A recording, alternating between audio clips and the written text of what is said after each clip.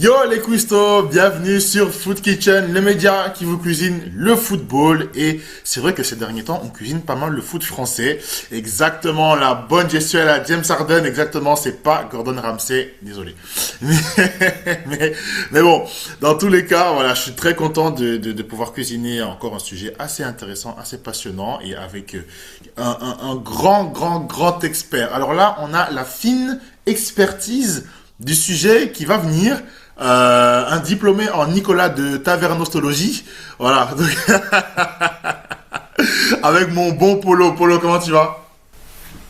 Super, merci pour l'intro, Nate. Je suis très content de faire cet épisode-là avec toi, en tout cas. Merci pour l'invitation.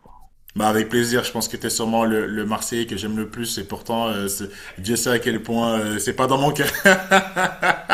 Mais voilà, je pense que ce sujet va pouvoir te plaire parce que forcément aujourd'hui on va parler de la plateforme Ligue 1 Plus, tout simplement, parce que je trouve que, enfin, on trouve que c'est une plateforme qui a eu un lancement assez intéressant, qui mérite quand même d'être assez bien abordée. C'est toujours cool de parler de tactique, de 4-4-2, du grand attaquant que la cité phocéenne recherche depuis tant d'années, etc., etc. Mais il est bon aussi, je pense, de pouvoir simplement parler de la plateforme qui met en image tout cela. Il y a eu de gros soucis avec DAZN et juste avant avec la fameuse promesse d'un milliard de médias pro, et donc c'est quand même des sujets assez intéressants. Et bien sûr, la question aujourd'hui, ce sera simplement, est-ce que la plateforme Ligue 1 Plus est une réussite? Si oui, pourquoi? Quels en sont les ingrédients? On va aller droit au but, forcément, parce que désormais on essaie d'être assez concis, si vous le voyez dans ces récents épisodes. Mais quand même, il faut quand même rappeler la Ligue 1 Plus, officiellement lancée le 10 juillet, commercialisé le 11 juillet pour le premier match qui avait lieu, je pense, le 11 août, pardon, pour le premier match qui avait lieu le 15 août, pour une diffusion de 8 matchs sur 9, le 9e match étant diffusé par BeIN. Et comme je l'ai dit, ça succède à la couverture de DAZN. Première question d'emblée, juste pour s'échauffer, mon Polo, qu'est-ce que tu en penses, toi, de la couverture du coup de DAZN, qui est maintenant clôturée, bien sûr? Ce long chapitre. Merci pour la question déjà, Nate. Écoute, je pense que je trouve que la couverture de DAZN avec du recul était pas très bonne. Alors forcément c'est dommage parce qu'on juge seulement sur une saison et on va dire que dès la mi-saison on savait déjà que le contrat allait pas être renouvelé. Donc en vrai, on va dire qu'on juge vraiment sur 6 mois parce que sur les 6 derniers mois ils ont vraiment pas fait d'effort non plus. Parce qu'ils savaient très bien que ça servait à rien d'investir encore plus dans un produit qu'ils allaient perdre d'ici quelques mois. Donc je dirais qu'elle était pas le bilan, la couverture de DAZN était pas dingue, mais je pense que dans l'absolu, ils n'étaient pas les seuls responsables parce que vu le contexte que c'était à l'époque l'attribution des droits TV en France pour la Ligue 1, c'était compliqué. Voilà, ouais. Je sais pas ce que toi t'en penses un petit peu. Déjà, est-ce que toi est-ce que t'as suivi des matchs un peu sur DAZN l'an dernier? Bah écoute, j'ai suivi. Alors, j'ai oublié d'ailleurs de préciser pour ceux qui peut-être ne connaissent pas, on n'est pas encore hyper connu, mais je suis belge. Et donc nous en Belgique, on est aussi couvert par DAZN. Et actuellement, enfin, je dois dire, on était, parce qu'à l'heure où on parle aujourd'hui, DAZN et le football belge ont rompu leur contrat. C'est vraiment tout récent, c'est tout frais, ça sort du four pour le coup, pour faire un lien avec Food Kitchen. Donc ça fait quand même assez beaucoup. Et DAZN effectivement ne m'a pas inspiré confiance pour m'abonner chez eux. Et moi, le seul point, et justement c'est une des raisons pour lesquelles j'ai pas voulu aller chez eux, c'est le prix en fait. Je n'ai pas compris la justification du prix. Certes, c'était un peu une patate chaude qu'on leur lançait. Mais je trouvais, et donc du coup ils ont essayé de se débrouiller, mais je trouvais que l'étude, et je sais que c'est peut-être un sujet qui te parle, mais l'étude en fait du marché, l'étude du public justement de la Ligue 1 a été erronée à un certain moment, à une certaine étape, parce qu'on ne peut pas arriver à ce genre de prix et se dire ça va fonctionner. Donc je suis pas surpris du raté en fait de ce concept, mais voilà, moi c'est le prix qui ne m'a pas plu, et si même je dois faire directement le pont avec du coup les ingrédients, bah déjà est-ce que c'est une réussite d'abord la Ligue 1 plus jusqu'aujourd'hui? Attends, parce que j'allais mettre Oui, la charrue oui, avant les bœufs. oui, quand même. Disons que Ah, c'est un petit démarre oui, bien. ok. Oui, ça démarre bien. Ok, d'accord. On est réservé, y a pas de souci. On est réservé. On mange du caviar. Hein. Non, mais je comprends. Mais du coup, un des ingrédients qui fait que pour moi c'est une réussite, justement, alors je vais directement donner mon premier argument, mais c'est le prix en fait. C'est par rapport à DAZN, justement, je fais le lien, je fais le pont. Bah, là, pour le coup, voilà, 14,99 € par mois pour un abonnement annuel. Je trouve que c'est plutôt correct. C'est quelque chose, je me dis, quand moi j'étais plus jeune, à 20 ans, 21 ans, 22 ans et un peu moins, j'aurais pu mettre ce prix-là, à condition qu'il y ait bien sûr le spectacle, etc. Enfin, voilà, parce que ça compte aussi. Peut-être qu'on en reparlera, donc je vais pas trop m'avancer.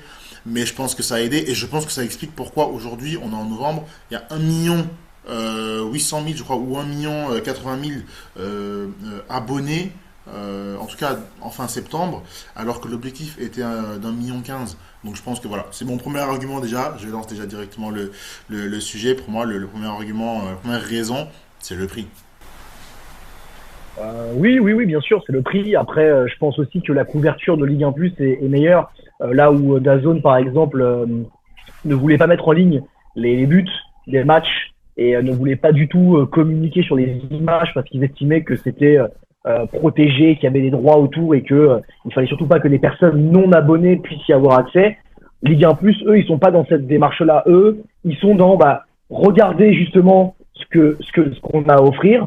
Dès qu'il y a un but qui est marqué dans un des matchs qui retransmettent, dans les 5 minutes qui suivent, le but est mis en ligne sur Twitter, sur Instagram, etc. Donc c'est plutôt une manière de dire, regardez ce à quoi vous aurez accès en direct si vous vous abonnez.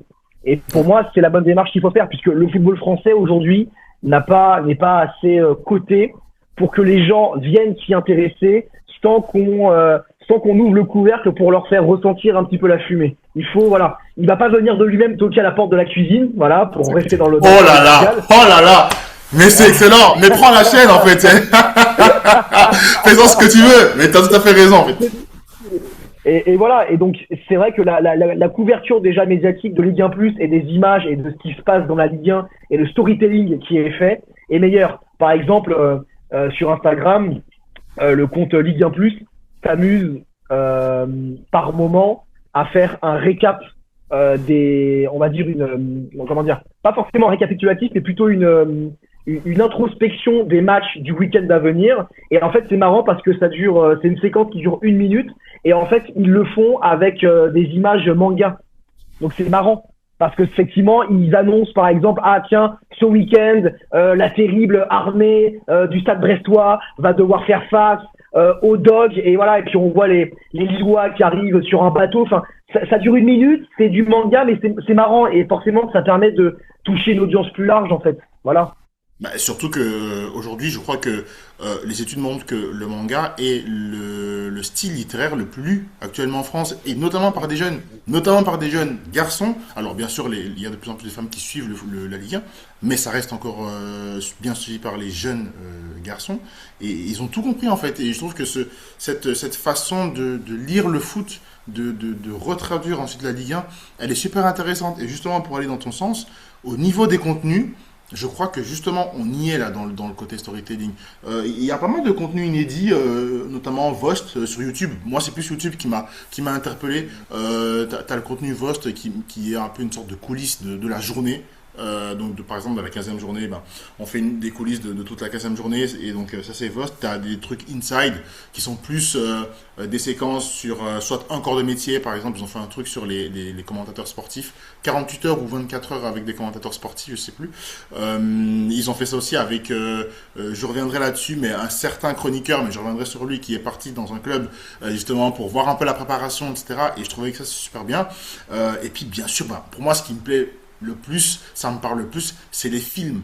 Il y a eu un film sur le choc l'OL contre l'OM, et c'était en tout début de championnat, je pense, justement, et je crois que c'était pour... Non, c'était pas pour teaser, je pense que c'était après. Je pense que c'était après le match, je crois. Et ça, je trouve que c'est bien parce que ça fait un peu référence à ce que RMC Sport fait, pour un peu faire le lien avec ce que d'autres font déjà et réussissent avec les sports de combat, avec la lutte, le MMA, pardon. Et du coup, ce côté-là justement de mettre du storytelling autour du foot, autour de la Ligue 1. Combien de fois on disait que la Ligue 1 manquait manquait pas de strass et paillettes, mais d'histoire, en fait. Il n'y avait pas d'histoire créée autour des différents chocs, autour des derbies. On a un championnat avec plein de derbies, avec plein de chocs intéressants. C'est vrai qu'en fait, on n'a pas les grands joueurs. Messi est parti, Neymar est parti, Mbappé est parti, il y a plein de gens qui sont partis. Mais on peut pallier avec le fait qu'en France, il y a encore un attachement avec certains clubs qui fait que bah, on peut créer des histoires autour, quoi. Donc ouais, moi je te rejoins. Et puis juste pour terminer avec YouTube, récemment, la Ligue 1 est en train de mettre, je sais pas si tu l'as vu, Polo, mais il y a des vidéos des buts des équipes qui ont été championnes. On retrace tous les buts. Voilà, tu l'as j'ai vu? vu.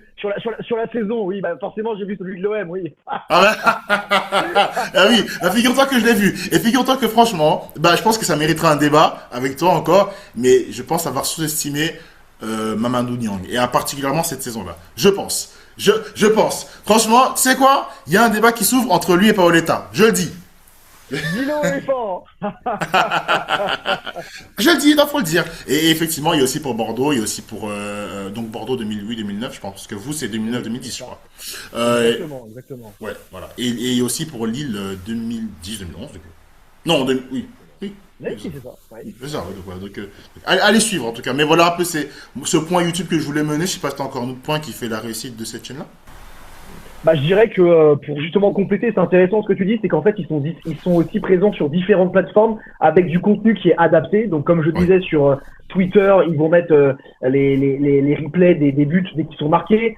Sur Instagram, pareil, avec aussi des courtes séquences, comme je disais, pour les introspections et les projections manga pour les matchs à venir du week-end. Tu l'as dit avec les grands formats qu'ils mettent sur YouTube. Et j'ai même complété en disant que je ne sais pas si tu es au courant, mais ils ont un partenariat avec Gulli, avec la chaîne jeunesse Gulli depuis le début de l'année, depuis le mois de septembre, où en fait il y a un programme court qui est hebdomadaire, je crois, où en fait ils ont des séquences où par exemple ça va être un jeune supporter, voilà, la séquence que j'ai vue par exemple c'était une jeune supportrice du RC Lens qui en fait faisait une visite du stade Bollard et dans son trajet elle croisait son idole Florian Thauvin. Et en fait, il y avait une rencontre entre les deux, puis elle lui faisait une interview, etc.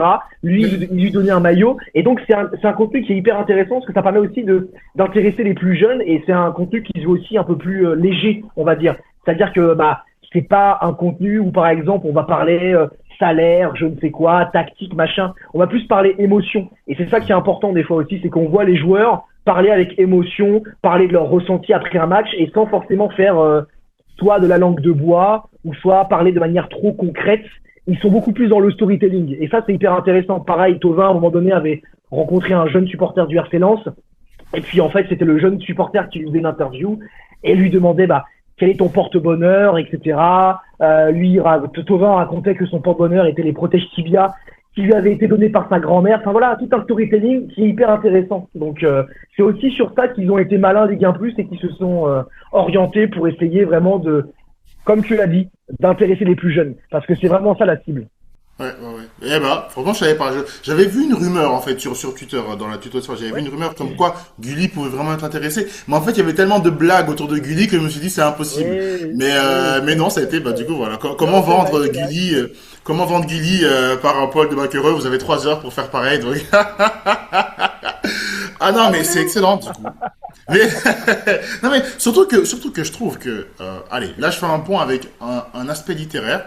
Je trouve que par exemple, pourquoi est-ce que les sagas comme Harry Potter, Hunger Games, etc. ont réussi? C'est parce que ça a commencé très tôt avec des enfants et ils ont grandi avec. C'est-à-dire que les enfants ont grandi avec les héros. Et ce genre de choses, ça peut être super intéressant parce que les enfants peuvent grandir avec, tu sais, au lieu de supporter uniquement, moi par exemple, j'ai mon neveu qui était pas très très foot au début et puis il s'est intéressé vers la mi-adolescence.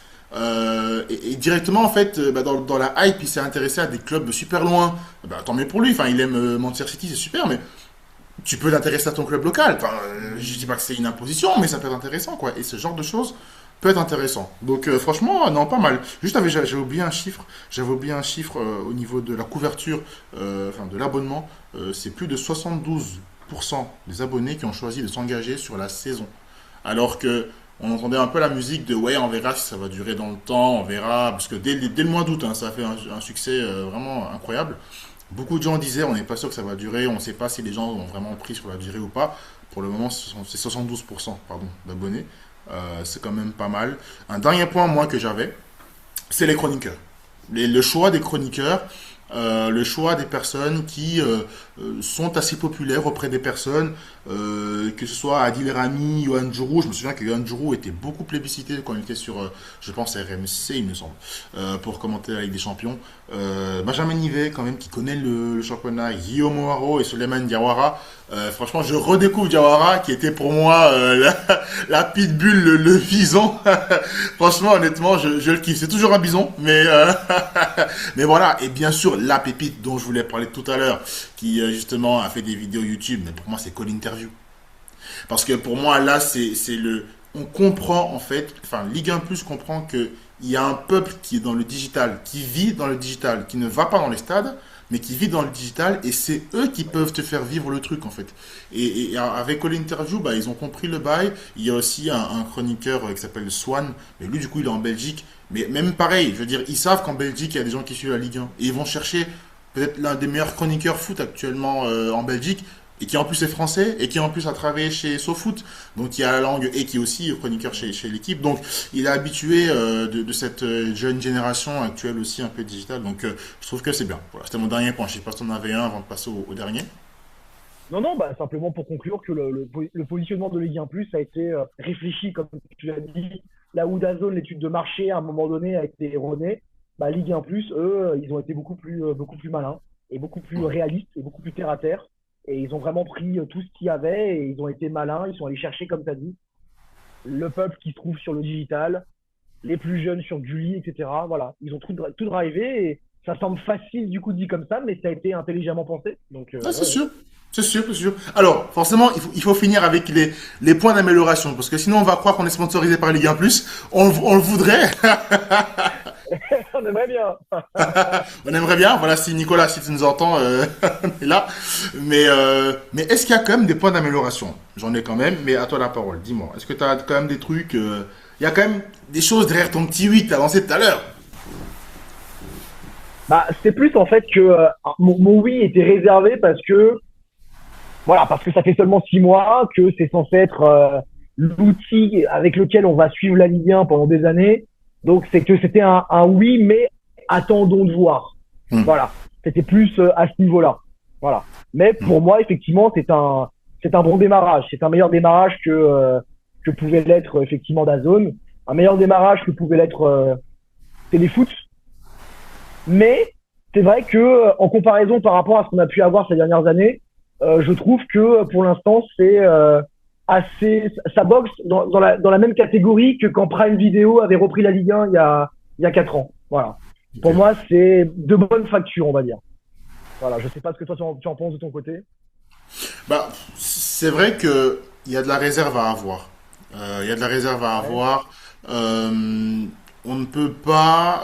On est obligé de faire un bilan, le vrai bilan à la fin de la saison déjà, pour voir ce que ça va donner et voir comment ils vont gérer aussi la période creuse au final, parce que c'est aussi ça une chaîne qui veut se consacrer au sport, c'est le sport jusqu'au bout, enfin même après quoi. Donc et ça je ne sais pas comment ils vont gérer. Mais cela étant dit, j'ai quand même des points d'amélioration. Alors je suis personne, mais je crois qu'il y a quand même des moyens de faire mieux. J'ai deux points. Le premier point qui est moins important pour moi, c'est je pense qu'il manque malgré tout encore un petit côté storytelling ou plutôt quelque chose qui donne envie de vraiment se dire la Ligue 1, il y a une histoire derrière, comme la F1 a fait Drive to Survive sur Netflix, comme la NBA avec la société de prod de LeBron et celle même des Obama d'ailleurs, a créé les 5 majeurs qui malheureusement n'a pas survécu à 2 saisons, mais bon voilà, c'est quand même pas mal. Comme je pense encore d'autres, la Liga qui s'est aussi exportée sur Netflix pour essayer d'apporter quelque chose. Encore une fois, je pense qu'il y a des histoires intéressantes et en fait, ça c'est lié à mon autre point qui est beaucoup plus important, c'est l'exportation à l'international.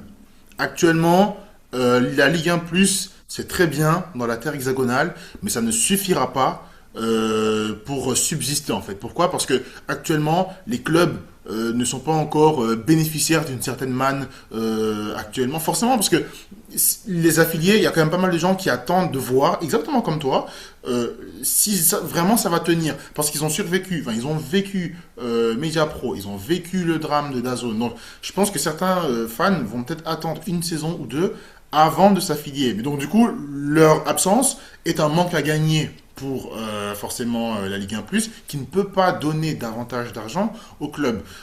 Donc c'est vraiment une question d'affilié, donc il faut draguer ces abonnés-là, enfin ces futurs abonnés-là, il faut vraiment les draguer.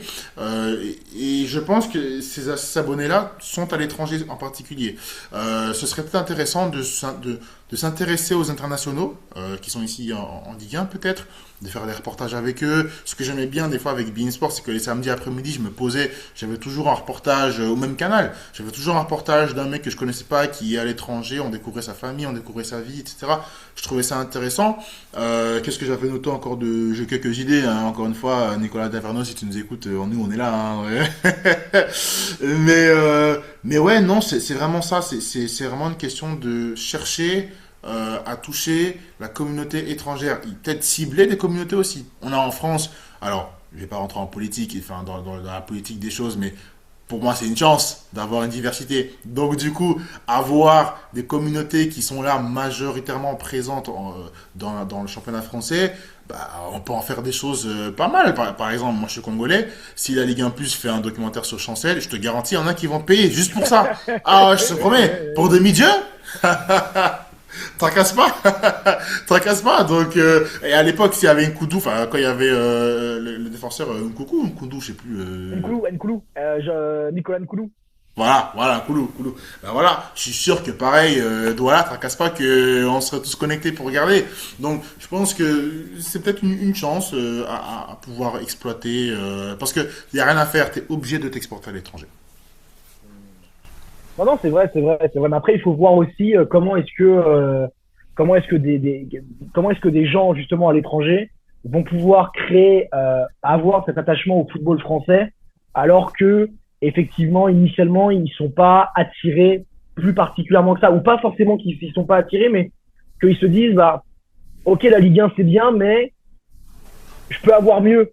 Quitte à suivre du football et quitte à investir peut-être du temps et de l'argent, peut-être autant aller regarder la Première Ligue, autant aller regarder la Liga, autant aller regarder la Bundesliga, même la Serie A au final a baissé au niveau de tes droits internationaux depuis quelques années parce qu'elle drive intéresse aussi beaucoup moins parce que bah la Juve a été en perte de vitesse ces dernières années parce que ça se joue beaucoup aussi à la régularité de ces clubs-là aussi en Ligue des Champions et ce qu'ils peuvent faire au niveau européen et aussi des joueurs qui composent ces équipes-là.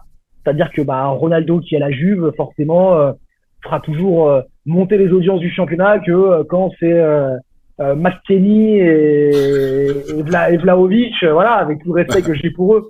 Mais c'est vrai que ta réflexion est intelligente. Pour le coup, tu as totalement raison. C'est vrai que pour que le Ligue 1 Plus perdure, il faudra au bout d'un moment s'exporter et s'implanter durablement à l'étranger. Mais ça, pour le coup, c'est quelque chose que la Ligue 1 n'a jamais su faire. Ça, que ce soit ni Prime Video, ni même Canal, pendant 30 ou presque 40 ans, ils n'ont jamais vraiment su exporter durablement la Ligue 1 à l'étranger. Donc c'est vrai que ça représente un chantier colossal. Et peut-être que la solution, comme tu l'as dit et comme tu l'as peut-être insinué, elle viendrait d'attirer les gens, pas forcément directement via les matchs, mais peut-être attirer les gens sur la plateforme via du contenu éditorial que tu pourrais proposer à côté des matchs. Comme tu l'as dit, effectivement, si on fait un documentaire sur Chancel Mbemba, ah bah là oui, là, pour en voir parler la justice dédiée, oui, on va, voilà, il y aura du monde. Eh oui. Donc peut-être que c'est ça aussi justement à long terme la stratégie que devrait prendre Ligue 1+, c'est en fait attirer les gens pour que ils soient sur la plateforme et que ils consomment peut-être autre chose que le match en lui-même. Mais c'est pas grave, tant qu'ils sont sur la plateforme, c'est ce qui compte. Voilà. Tout à fait, exactement. Et tu parlais du fait que la Juve, justement, en compétition européenne, c'était pas trop ça. C'est ma dernière question, vraiment, pour clôturer. Mais est-ce que tu penses que les performances des clubs français en Europe peut jouer aussi sur l'affiliation de certains abonnés? Oui, parce que parce qu'en fait, les clubs français sont vus quand même comme des clubs qui ont des bons centres de formation et peuvent éclore beaucoup de jeunes talents. Il y a, enfin, je veux dire, le nombre de joueurs qui sont partis pour plus de 20 ou 30 millions d'euros ces dernières années dans des clubs étrangers et qui venaient de Ligue 1, il y en a quand même beaucoup. Voilà, des fois, il y a des joueurs, je découvre leur existence parce que je vois qu'ils sont transférés pour 40 millions d'euros de Rennes au Bayern ou à Dortmund ou autre. Voilà. Et en fait, c'est vrai que si les clubs français, autres que le PSG, pouvaient être beaucoup plus crédibles sur la scène européenne et particulièrement en Ligue des Champions, on ne demande pas à Marseille, Monaco et Lyon d'aller faire des finales ou des demi-finales, mais au moins que en dehors du PSG, on ait au moins un de ces trois clubs-là qui fasse régulièrement un quart de finale à tour de rôle et que ça soit pas vécu comme un exploit. Voilà. Et effectivement, peut-être que là, les gens vont commencer à beaucoup plus s'intéresser à ces clubs français qui ne sont pas aussi forts que le PSG, mais qui sont quand même très bons. Et à terme, s'intéresser et commencer à porter un intérêt sur, bah tiens, mais qu'est-ce qui se passe dans ce championnat-là? Qu'est-ce qui se passe quand effectivement Paris et Marseille jouent l'un contre l'autre, quand Monaco et Lyon jouent l'un contre l'autre, dans ce championnat-là. Voilà. Et effectivement, ça pourrait les intéresser. Oui, ça peut. Quoi qu'il arrive, un championnat sera toujours beaucoup plus crédible et suscitera beaucoup plus d'intérêt quand plusieurs clubs seront compétitifs dans la plus grande compétition, à savoir la Ligue des Champions. Ça, c'est évident. Ça, c'est une parole de sagesse derrière laquelle on peut plus rien ajouter. Ah, je pense que l'émission est finie. Ah, mais c'est vrai. En tout cas, dites-nous en commentaire vous ce que vous en pensez par rapport à ce lancement de la Ligue 1 Plus. Est-ce que on s'emballe trop? Est-ce qu'au contraire c'est vraiment un vrai succès? Est-ce qu'on le place au même rang qu'Amazon Prime comme Polo l'a dit? Dites-nous en tout cas ce que vous en pensez sur toutes les plateformes, qu'on soit sur YouTube, sur Instagram, on n'est pas encore sur Twitch, mais on est sur TikTok, on est sur Twitter, c'est déjà pas mal. Voilà. Donc dites-nous ce que vous en pensez. Polo, est-ce que tu as un mot pour la fin ou est-ce que tu as tout dit là? Pour finir, je dirais que Ligue 1 Plus, je dirais que bah, je pense que c'est un outil qui en tout cas va s'implanter durablement en France en tout cas et je dirais que il bénéficie à l'inverse en fait je trouve que leur communication a été très bonne parce que à l'inverse de DAZN qui dès le début dès que ça a été annoncé a eu très mauvaise pub et il y a eu beaucoup de boycotts et bah Ligue 1 Plus eux ils ont été malins par exemple je trouve dans leur combat contre l'IPTV, c'est-à-dire qu'ils n'ont pas cherché à combattre et à supprimer tous les IPTV. Ils se sont dit, bah, qu'est-ce qu'on va faire pour que les gens qui ont des IPTV préfèrent venir chez nous? Là où DAZN a cherché à fermer tous les IPTV et à dire, vous allez venir chez nous, coûte que coûte. Voilà. Et donc, comme quoi, quelque part, la sympathie aussi qu'on peut avoir vis-à-vis d'une chaîne, d'une image, bah, ça compte aussi. Et je pense que beaucoup de personnes se sont abonnées parce qu'ils avaient une bonne image de Ligue 1+. Voilà. Exactement. Et c'est avec Voilà. cette bonne promotion contre l'IPTV qu'on vient de gagner la conférence du gouvernement français. Voilà, merci beaucoup, Paul. Nicolas, si tu nous écoutes. Voilà. De Taverneau. Exactement. Voilà, en tout cas, si vous avez le 06 de Nicolas de Tavernos, vous l'avez compris, dites-le nous en commentaire, s'il vous plaît, on a quelque chose à lui dire. Voilà, on s'arrête là, merci beaucoup et bonne soirée. Ciao.